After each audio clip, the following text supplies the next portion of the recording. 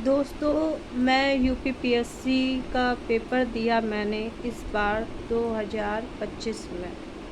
तो मैंने प्राप्त किया कि यूपीपीएससी का पेपर जो भी होता है पीसीएस लेवल का, वो कितना ऑथेंटिक होता है। प्री हो चाहे मेंस हो चाहे इंटरव्यू हो, पर आपको ऑथेंटिक चीज़ों के विषय में जान लेना बहुत ज़रूरी होता है। उसमें प्रश्न इस तरीके से पूछे जाते हैं जो इंडिया से होते हैं या फिर जनरल नॉलेज से संबंधित होते हैं। आप जैसे कि जानते हो कि प्री में 2 पेपर होते हैं और मेंस में 9 पेपर होते हैं, जिसको आप सब्जेक्ट वाइज रिपीट करके पढ़ना पड़ता है और उस पेपर को रिटन में देना पड़ता है। आज मैं उसी के विषय में बात कर रही हूँ कि ऐसा क्यों है।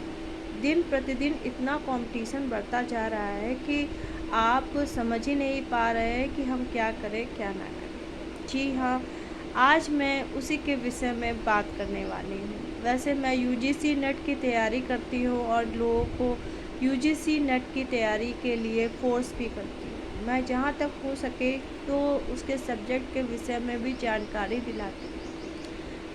यूजीसी नेट एक ऐसा एग्ज़ाम है जिसके माध्यम से हम अपनी व्यक्तित्व के विषय में जानकारी तो लेते ही हैं, पर रिटर्न देकर हम ये स्कोर करते हैं कि हमारा कितना परसेंटेज अपनी अवस्था में जा रहा है। अब हमने इस बार पेपर दिया था दिसंबर में, परंतु इसके बाद मैंने पेपर दिया नहीं। इस बार जून में फिर से पेपर आ गए, क्वेश्चन पेपर आ गए, परंतु मैंने उसको दिया नहीं क्योंकि पेपर बहुत टफ है और बहुत सिलेबस बहुत लेंदी हो रहा है।